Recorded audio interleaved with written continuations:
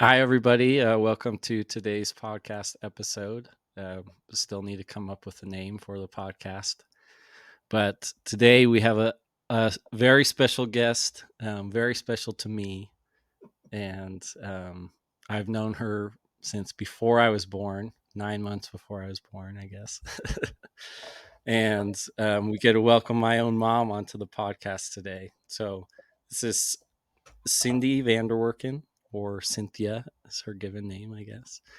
Born in Esperance, Schoharie County, New York. She's a mother of 7 kids. I happen to be the second youngest and self-proclaimed favorite of those children. Um, and she now lives in Rexburg, or Burton, I guess, with her husband, Craig. All the kids are out of the house and doing their own thing now. And so, with this podcast, we want to get to know a little more about what um, gets Cindy out of bed these days and what she enjoys doing, and get to know her in her empty nester stage. So, Cindy, Mom, thanks for coming on to the podcast today. Oh, you're quite welcome. So, we'll kind of start. This is a pretty open ended question, kind of, but one that Hannah recommended that I ask, just because part of the purpose of the podcast is to help family members get to know each other a little better, especially, or not especially, but also those who have married into the family that might not know aunts and uncles very well. Um, so she thought it would be nice to have just kind of a mini life sketch of, like, I guess, how you started and how you got to where you are today. Just some background about your life. Oh my. Oh, okay. Do it go as in Uh, depth or as not in depth as you want. So I told her that that's kind of a tough well, question or a tough thing, but anyway. okay. Well, I I will correct you. I wasn't born in Esperance. I was born in Niskayuna, which is Oh, in by Schenectady, because they didn't have the hospital in Copaskill when I was born. So I lived in a trailer when I was first born with Debbie, and then my parents bought the farm, and I moved there and lived there on the farm. Loved um, being there. We spent a lot of time outside. Um,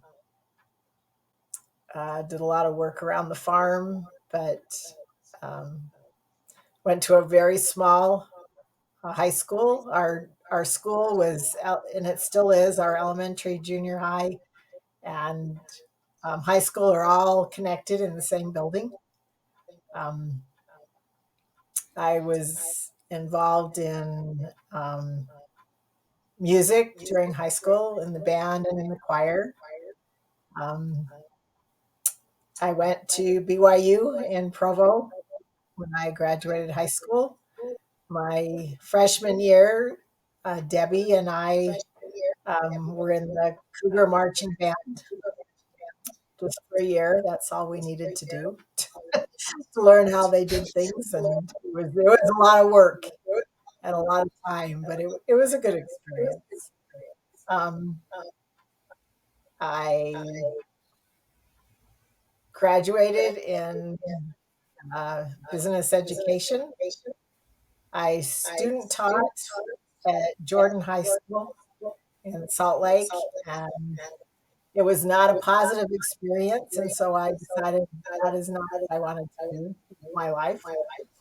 But I had the skills to be, well, it was a secretary then. Now it's called an administrative assistant, is kind of a glorified name for it. I got a job at the Missionary Training Center in Provo and loved it. It was a very fun job. The people there were great to work with. Um, that's where I met Craig. He was working there as a supervisor for the German-speaking missionaries. Um, we got married. He was just finishing his second year of undergrad, at BYU. And so we finished that. And then he went to law school at BYU. So we moved around a lot during the summers. We clerked in Illinois and in Columbus, Ohio, and in Cleveland, Ohio. And then when we graduated from law school, he got a job with the um, oh my, with a federal judge in Grand Rapids, Michigan. That was a year appointment. So we lived there for a year, and then um, we were offered. He was offered jobs in all three firms where he interviewed or where he clerked, but we decided we wanted a smaller community. The others were in Columbus and Cleveland, and big law firms that required a lot of hours when you first start working. And we decided we wanted um, more family time and um, less demanding hours. So we accepted the job in Illinois. We lived there for 5 years, and we're we're not close enough to either set of grandparents um, to visit regularly, and so we decided to. He had an opportunity to come out to Idaho to bow hunt, and got an interview that with a firm in Boise while he was out here. There was a guy that he had gone to law school with who was a year behind him who worked for that firm. And when he realized that that's who they were thinking about interviewing, he said, yes, we need to talk to him. So while he was out bow hunting, he brought a suit and came into Boise and interviewed, and they offered him the job. So he came out early. The kids were still in school, and found a house, and we bought it without me seeing it because the market was so hot then that they were going as soon as they were listed in our price range. And so he asked me if I trusted him enough to get a house. I said, all I want is one bigger than where we are now. So we got one in Boise and lived there for 17 years. Is that right? Anyway, Longer than that, because I yeah, lived there my whole life. And that's right. 24 years. Is it 24? Anyway, so we had three children before we graduated from law school. Seth was born right at the end of our last year. And then we added two more, Jason and Stephanie in Rockford, and then Aaron and Amanda in Boise. Um, so we lived in Boise, and then we moved to Meridian, um, and we're there 7 years, I think, something like that. that And then, sounds about right. yeah, and then this job opportunity presented itself to move to Rexburg to set up an office with the law firm here. And so we came over, and here we are. We are here. We've been for the last 8 years. I lost track. So that's kind of it in a nutshell, I guess. Okay. Yeah, that was pretty good. Um, so you mentioned when you were younger living on the farm, and I guess it doesn't necessarily have to be when you're younger. It could be through college and um, even beyond that. Have you heard of I guess, the thought of core memories, or that idea of core memories? Like No, it's memories that you have of when you were younger, that kind of shaped your beliefs or your values or who you have become today. Maybe like an experience you had with grandpa or grandma, or a learning moment, something that's stuck in your mind, and you can think back and think like that probably kind of determined or shaped how I thought about a specific thing that's guided me to today. I was just thinking about it as we were watching the home videos the other day. It's like watching those, I didn't remember any of those. You kind of remember them as you watch them, but I definitely have certain memories that stick in my head that are things that I remember that made an impact on me, I guess. And so those have been coined like a core memory. So I'm wondering if you have any Oh, core memories from your youth on the farm or from college or from other experiences that you feel like molded you into who you are today, in like your I, beliefs or values or how you just see the world. that's an interesting question. One immediately comes to mind. When I was in fourth grade, um, I had a crush on a boy, and I sent him this note. I gave it to him at the end of the day, and I had all these girls' names listed on it with a box next to them. And of course, mine was on there, and I said, check off who you like. So I gave this to him at the end of the You're day. playing with fire, giving them other options. I know. But I didn't know that then. But we weren't supposed to pass notes. That was against the rules in our classroom.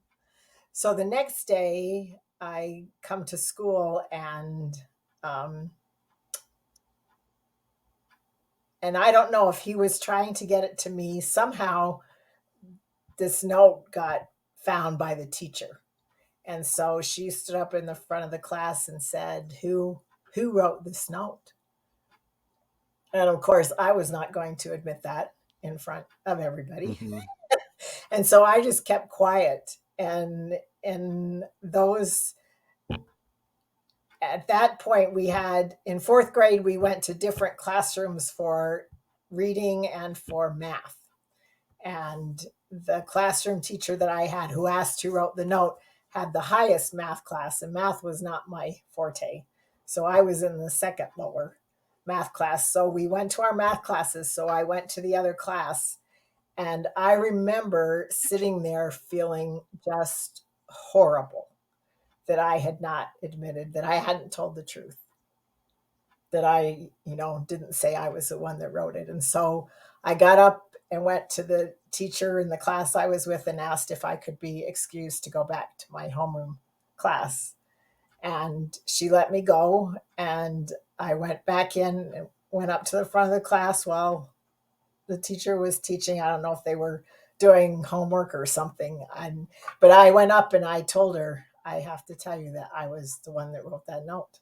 And I remember feeling so much better and thinking, it it doesn't pay to lie because of how horrible I felt. And um, later in the year, that must have really impressed her because she had me go down to the office and bring back this envelope from the office. And when I went in to ask for it, I remember the secretary looking at me really funny, and she says, "Are you sure Mrs. Davis asked you to do this?" And I said, "Yeah, she just asked me if I would come down and get this envelope and bring it back to her." And that you had an envelope for her. And so I picked it up. She gave it to me and I took it back, and I just happened to see when she opened it up, and it was full of money. And I remember thinking, wow, she trusted me enough to go down and get this envelope.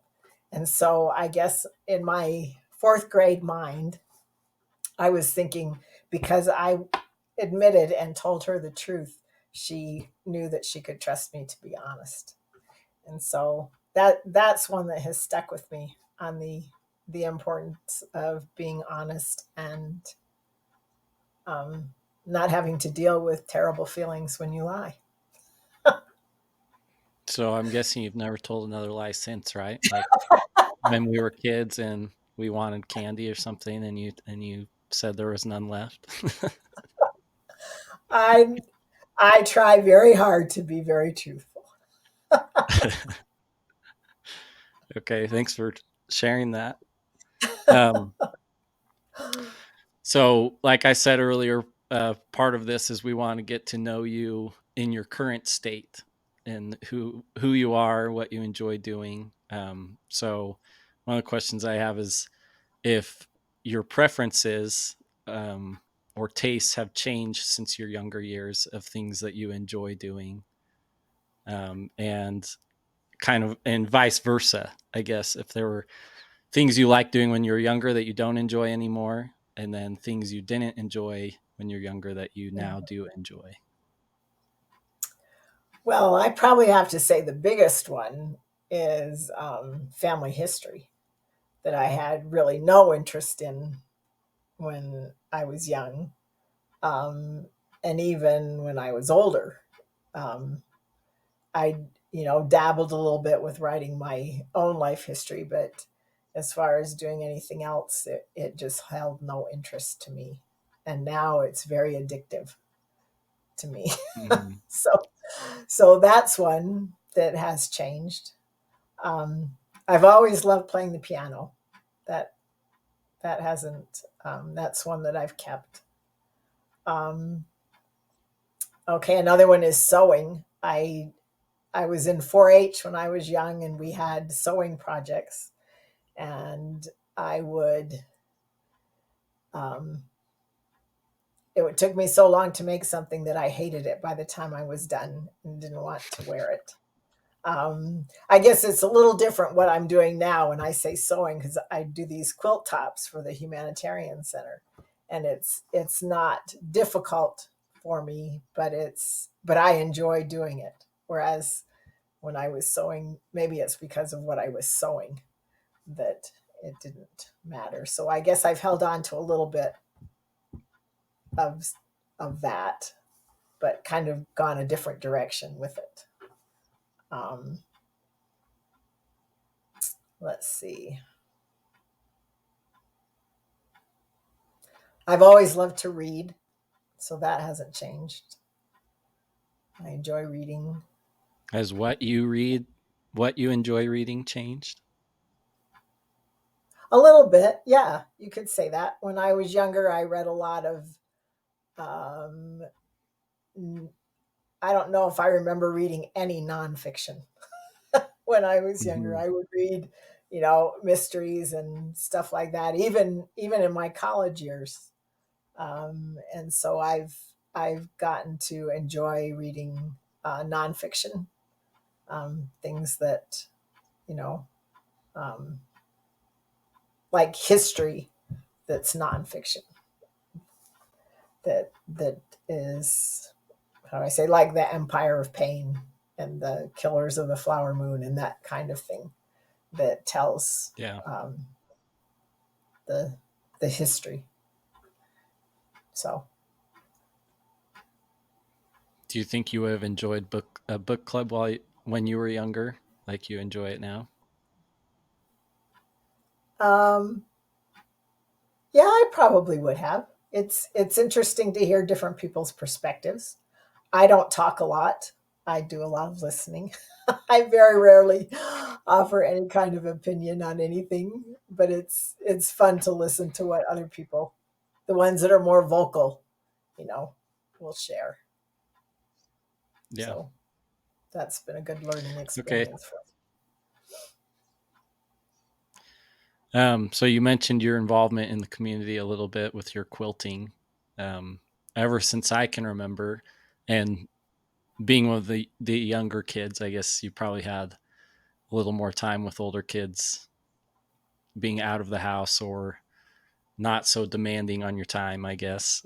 I remember you being involved in, I guess, charitable work or being involved in the community for my entire life. What's kind of how did you get involved in doing that, and why do you enjoy it so much? It seems like I remember when you moved to Rexburg, that being one of the first things you kind of threw yourself into. You kind of lost your network of women a little bit, but you've always been um, always sought out opportunities to serve. I feel like so. it. I just enjoy the opportunity it gives me to help other people and to associate with others that are also that like minded. I think I'm a lot more involved here than I was in Boise or Meridian. Probably some of that has to do with the time that I have available now that I didn't when kids were home, even when you two were home. There was still a lot going on. Um, when we moved over here, I guess it was part of a necessity to get me out, to get me out of my comfort zone. When you move and don't have children, to give you a school network of parents to get to know and activities to go to, it's kind of like you're on your own to find something that fills your time and that need for relationships. And so I decided I just needed to buck up and and go meet people and look for ways to help and get involved. And I really enjoy it. It makes me feel good and gives me a lot of opportunities to meet others and establish friendships and help at the same time. So, what all are you involved in um, right now, or have you been involved in while you guys have been there? Okay, let's see. I sing with the Upper Valley Women's Choir, and also am one of their accompanists. And when we're getting ready, we do two performances a year in May and in December. When we're getting ready for those, we take our show to assisted living places and perform for them there. We've done it at schools and we've done it at rest homes, and so that gives us an opportunity to serve. That also gives me a network of several friends, and gives me an opportunity to enjoy singing and playing the piano. I also got involved being a volunteer at the used bookstore in library, the community library, and that led to the coordinator decided she didn't have time to do it anymore, and so they asked if I would um, help do that. And so I had another lady who was helping me, but she is quite a bit older and was having issues with her back, and so she kind of bowed out. So now I'm the coordinator for the used bookstore, which involves stocking the shelves and taking care of the lockbox, and just I'm in there probably about every weekday to take care of something or other. And so that organization is a nonprofit, and everything, all the money that we make goes right back into the library. We fund their summer reading programs, and before I got here, they bought a baby grand piano for the community Oh, that's in a community room there. And so we do a lot um, to help fund them with programs that they wouldn't be able to do otherwise. So, and because of my love for reading, I think that fits right in with what I enjoy doing. So I do that. Um, I have 18 piano students that I teach. Um, I didn't realize you were up to that many. yeah, I am. At a very nominal charge. Jason keeps telling me I need to raise my rates, but I don't do it for the money. I do it just to help these kids learn to play the piano. And so um, I really enjoy that, seeing them progress and get excited about playing songs. We have a recital coming up in December, and I have 9 boys and 9 girls that are Mm. taking, and my guys are playing Star Wars and Pirates of the Caribbean and Harry Potter and Superman, the theme from Superman. And so it's fun and they get excited about these songs that are familiar to them that they like. And so it's fun to see them come and I have one who's a junior in high school, plays on the football team. He comes early in the morning, and he's playing the one of the Pirates of the Caribbean songs, and also a Christmas song. I have him do too, and he says, I practiced this Pirates one a lot more than my Christmas one. And I said, that's okay. Like everybody else. So Yeah. I really enjoy that. That takes a fair amount of my week, doing that. I'm also in the Relief Society presidency, which is can be a little time consuming. Um, and then I do the quilts. I also paint toys for the Humanitarian Center. I just finished 3 owls that turned out pretty good, if I must say so myself. Um, You may. anyway, anyway, so um, I think I was playing at the noon hour at the senior center music for them to eat, but since COVID, they've had hardly anybody come to eat. They just deliver the meals on wheels, and so I haven't gone back to doing that. But I think that's about it. You stay busy. Yeah, I do. I actually texted Amanda to see if she knew this because I was going to include it in the introduction and I forgot. I asked her if she knew how much blood you've donated over the course of your life. She wasn't exactly sure. I think she said her guess was between 10 to 15 gallons. I've done more than Y- 15. Oh, so what do Yeah. you know the exact, just So more than 15? I'm pretty close to between 16 and 17, I think. Wow. So that's definitely another volunteer thing that's So that's helpful. true. That's true. Yeah, I So, remember when I hit 15, I took a picture of the 5 gallon water containers, uh-huh. and I send you guys a post saying I've given 3 of these worth of Oh, blood. you might have. How was that? Must have been a while That ago was a then. while ago. Yeah, it was a Okay. while ago. I don't remember it, but you might have. Yeah. Um so kind of wrapping up a little bit, a couple more questions. Um so this year it might not be anything specific. Lots of people will sit down at the beginning of a year or at beginning of each month and kind of set goals for themselves for the month or for the year. I just wanted to know if there's anything this year that you've done or that you have planned. Um, you kind of mentioned earlier that you needed to get out of your comfort zone when you moved to Rexburg. Is there anything you've done this year or will do that's kind of scared you or pushed you out of your comfort zone and made you grow? Oh, let's see. I think this Relief Society calling has done that. Um, I don't think I would be as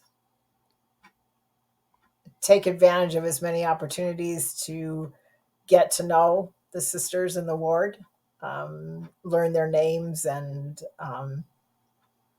be friendly and outgoing as much, um, if I didn't have this calling. I try to be friendly, anyway, but I think this has made it so I feel more responsible to do it. And so I do a lot of cold calls, to sisters that we haven't seen at church to introduce myself, and so that's a little somewhat out of my comfort zone. Not a great deal, but enough that it's more than I would have done normally, I think. Mm-hmm. Um, as far as something that I've forced myself to do, I don't know. Nothing, nothing comes to mind. Sometimes I'm pretty um, willing to just kind of coast. Yeah. Well, that's But okay. You that's a good you get question. out and do a That's lot something I need anyway. to So think what was that? I said that's a good question to think about. You know, Well, maybe just for say, next hey, that's year, make it can be learning how to use the trimmer and the snowblower. no, because You that's not going to become my job.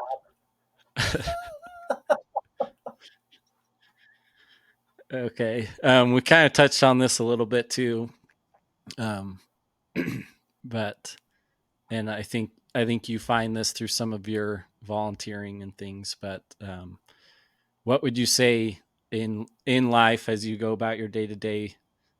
How do you find joy, or what brings you the most joy? Oh, I would have to say helping other people and just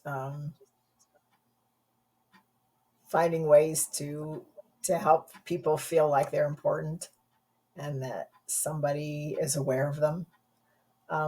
I think I'm finding through this calling that there are a lot of younger younger generation who are experiencing a lot of anxiety and a lot of um, feelings of not having feelings of self-worth. And I think finding opportunities to recognize people and to see them and to let them know that they are being seen Yeah, brings me joy. that's definitely true. I think of people my age and younger of dealing with that. So thank you for helping them and us. Um, to wrap up a little bit, as we've been going and as I've asked you some questions, is there anything that you um, wish I would have asked, or anything else that you want to share? Hmm. I would probably just, I'm just thinking back on when you guys were here for Christmas and we made the goal that we put in the white sock. Do you remember that? Mm-hmm. Yeah. I do. Um, Yeah. okay. And mine was to look for an opportunity to be kind to someone each day. And so I think that if we are more aware and looking for opportunities to help and uplift others, that that helps us as well as those that we help too. So Okay. that would be my parting my Okay. parting thought. It's a great one. Well, thanks for your time today. Um, I'm You're going to quite try welcome. and, as part of the test and everything, I'm going to try and put this on some platforms where you can listen to podcasts so that other family Okay. members can listen to it as well. And I also think I haven't. You probably know this better than me with the family history stuff. I know you can upload um, like videos and pictures and different files. I don't know what all files you can include there. And I can't remember if it's like per individual or where you put those in, but it might be worth I'm on uploading there as well memories. to have a record of it. Oh, What was that? I said, yeah, you can put them on memories On on memories. family. That's right. Yeah. So, um, yeah, I'll try and get it up there, and then we'll spread the word. And the plan is to interview more people throughout our family so that people can get to know them as they currently are and what makes them tick and things like that. So, I think that's a great idea.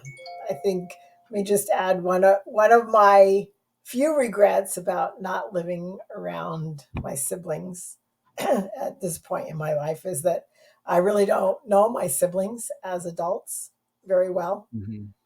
just because we have had that distance, geographic distance. And I think this is a great idea. Thanks. I hope it does help people do that. Get to know their adult siblings, get to know aunts and uncles. Is this Yeah, just you have different relationships as you grow older, and now lots of us are adults as well, so it kind of changes the relationship, and yes. life inevitably kind of gets in the way, so you don't keep in touch as well. So, all Yeah. right. Well, thanks for your time, Mom. You are Love welcome. you, and Love you too. thanks for everything you've done for me.